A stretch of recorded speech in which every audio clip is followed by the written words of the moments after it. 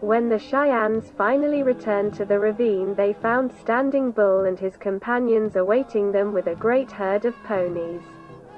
Among them were the fast war ponies which the Cheyennes had liberated from a corral at the end of the Kiowa camp. "White Otter, we have done what you asked us to do," said Standing Bull. "You are a good leader," White Otter told him. "See, my brothers, we have brought back your chief.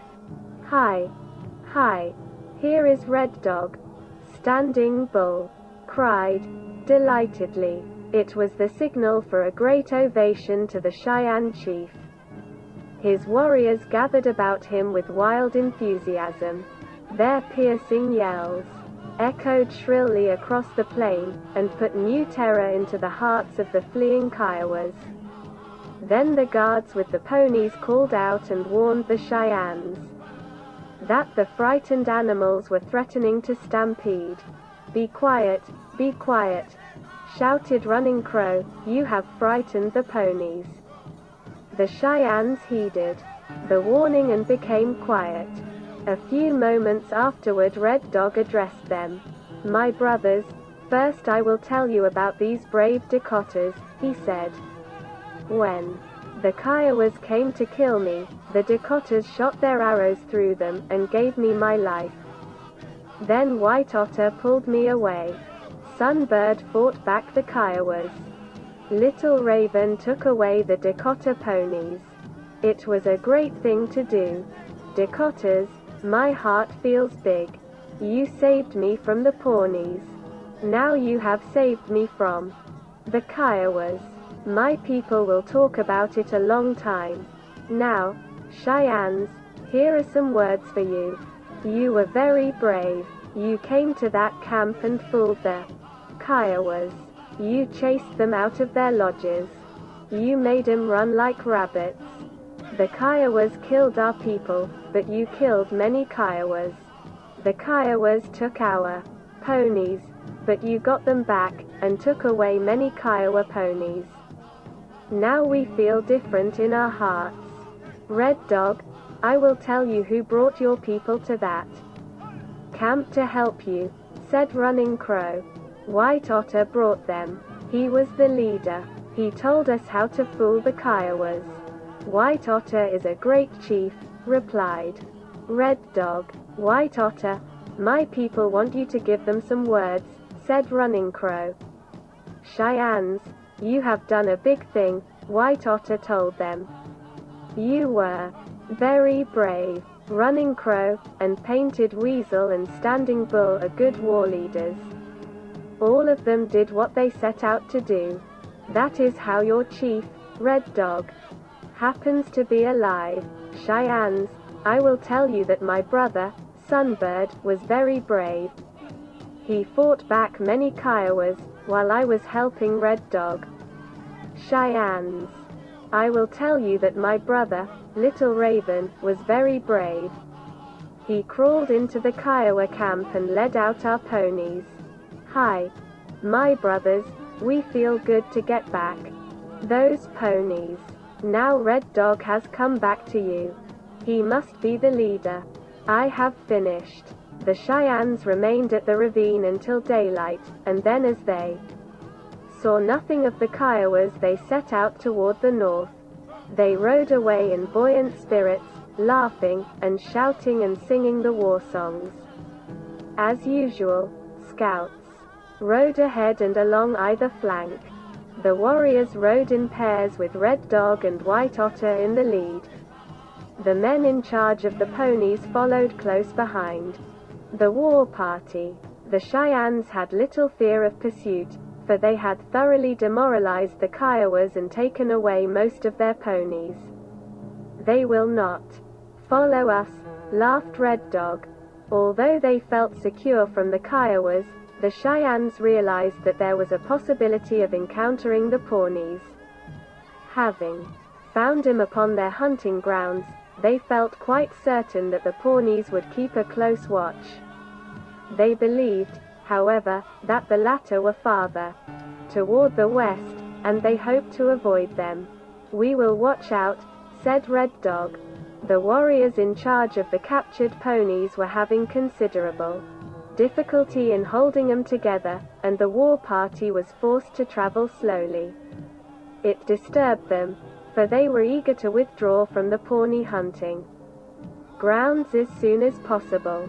They knew that the Pawnees were constantly moving about the plain, and they feared that some sharp-eyed scout might discover them.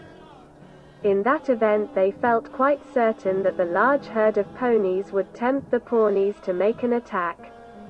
Half of the day had passed before they discovered anything to make them suspicious. Then they saw one of the scouts racing toward them. They stopped to wait for him.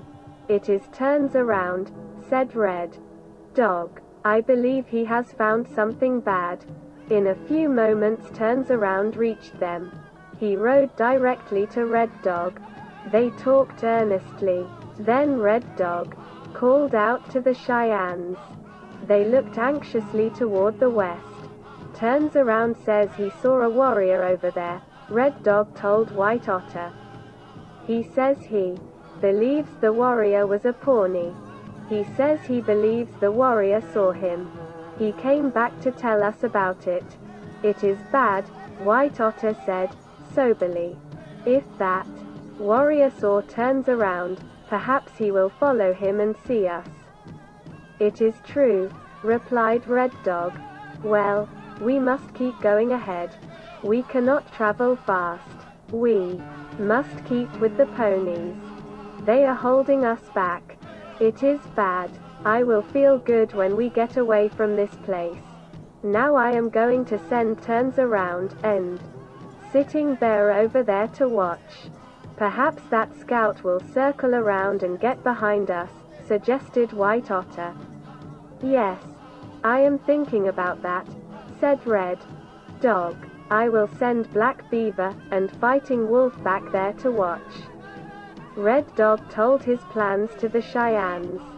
The scouts immediately rode away. At the same time, the war party continued toward the north. Red Dog sent a number of warriors to assist in keeping the ponies in order. Then the Cheyennes attempted to make better speed. Perhaps that warrior is a hunter, Red Dog told White Otter, hopefully. If he is a hunter, I do not believe he will try to follow us. White Otter was silent. The discovery of the solitary rider had made him suspicious. Having encountered the strong force of Pawnees farther to the westward, he feared that they were still roaming about the plain. If one of their scouts came in sight of the Cheyennes, he believed there would be a fight. He realized that it would be difficult to escape without abandoning the ponies, and he knew that the Cheyennes would be unwilling to make that sacrifice. They heard nothing further from the scouts until late in the day, and then Black Beaver overtook them. His announcement caused considerable excitement. White Otter believed that the Cheyennes were alarmed. Red Dog had left him, and was talking seriously with Running Crow. My brother, I believe the scouts have seen the Pawnees, Sunbird told White Otter. Something bad has happened, said White Otter. Then Red Dog galloped up beside him. He appeared uneasy and troubled. The Sioux asked no questions. In a few moments, however, Red Dog told them what Black Beaver had said. Black Beaver says he saw 3 wolves peeping over the top of some rocks, said Red Dog. He says they did not look right. He asked Fighting Wolf about it. Fighting Wolf said they did not look right. Then they went away. Our brothers rode ahead. They kept looking back. They did not see anything. Then they rode over a little hill. Then Fighting Wolf held the ponies, and Black Beaver ran back to watch. He peeped over the hill, and saw 2 warriors riding away toward the place where the sun sleeps. Then he saw a wolf peeping over the rocks. Then Fighting Wolf stayed there to watch, and Black Beaver came to tell us about it. My brothers, it is bad. I believe the Pawnees have found out about us. Come, White Otter, you are a great war leader, tell me what you make of it. It looks bad, White Otter told him. I believe what you say is true. I believe the Pawnees know about us. Well, if they know about us, they will bring a big war party to run off these ponies, declared Red Dog. I do not believe those scouts know about the ponies, said Sunbird. Perhaps they are only trying to find out who we are. We are going away. Perhaps they will not try to follow us. I believe they will follow us, declared White Otter. Well, there is only one thing to do, Red Dog told them. We must get away as fast as we can. We are not afraid of those Pawnees, but we must not lose the ponies. Those are good words, said White Otter. Fearful that they were being followed, the Cheyennes surrounded the ponies and lashed them into a sharp gallop. It was impossible to hold them together.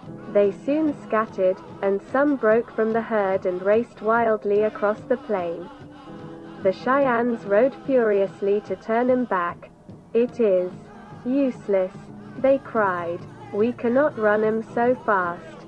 Black Beaver had already turned back to join Fighting Wolf.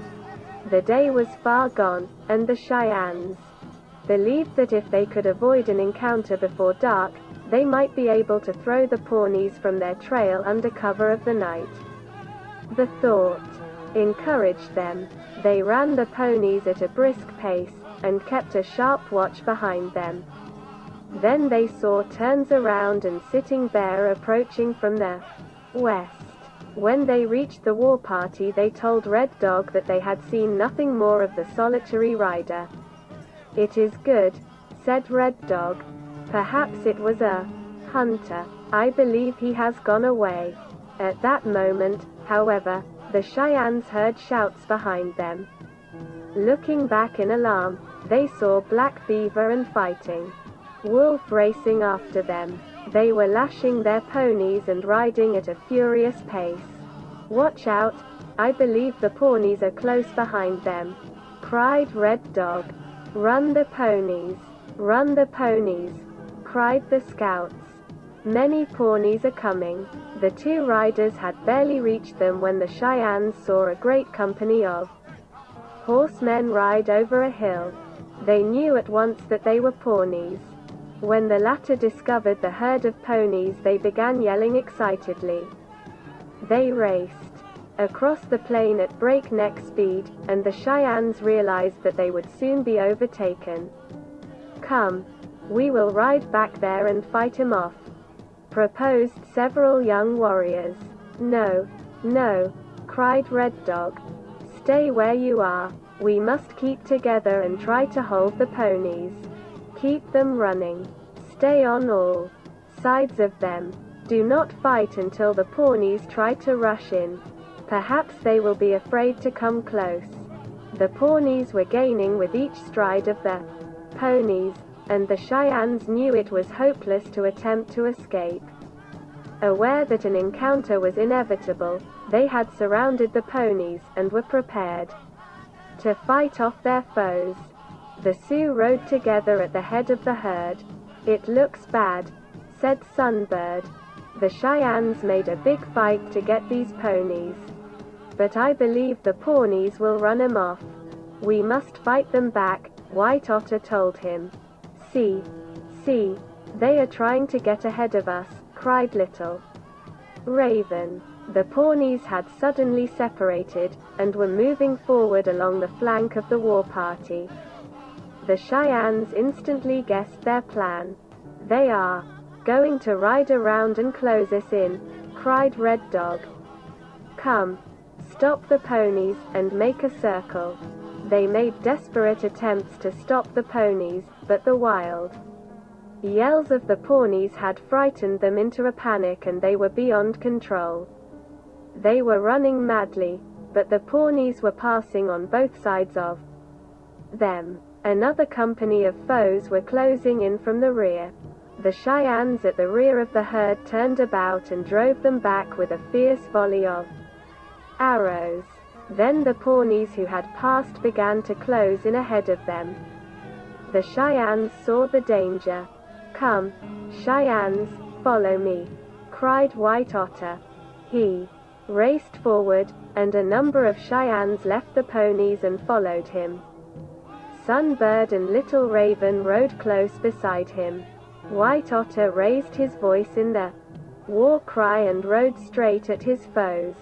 His reckless courage roused his companions, and they charged savagely upon the surprised Pawnees and swept them from their path. "Follow the Sioux! Follow the Sioux!" cried Red Dog. The Cheyennes lashed the ponies into a wild burst of speed. The Pawnees began to shoot their arrows. They charged within short bow range and made a furious attack upon the riders along the edge of the herd. A number of Cheyennes fell from their ponies. Their companions instantly closed the gap, and drove the riderless ponies into the herd. Then they sent a deadly shower of arrows against their foes. The Pawnees dropped behind their ponies for protection, but the Cheyennes brought many of the ponies to the plain. "Yes, yes, kill the Pawnee ponies," cried Running Crow. At that moment, however, the entire company of Pawnees charged recklessly upon the herd. The Cheyennes fought valiantly, but they were greatly outnumbered, and the Pawnees soon broke through them. Once past the guards, they rode wildly into the herd, yelling and waving their arms. The terrorized ponies scattered like a covey of frightened grouse, and fled across the plain. The Pawnees raced after them. "Come, we must catch them," Running Crow cried, fiercely. "Wait," shouted Red Dog. "The Pawnees are too strong for us. They are near their camp. If we follow them, many more warriors may come to help them. It is useless to throw away our lives. If we let the Pawnees kill us, what will become of our people? We must hold back. We are not strong enough to fight them." "Red Dog, your words are good," declared White Otter. "It is useless to throw yourselves away.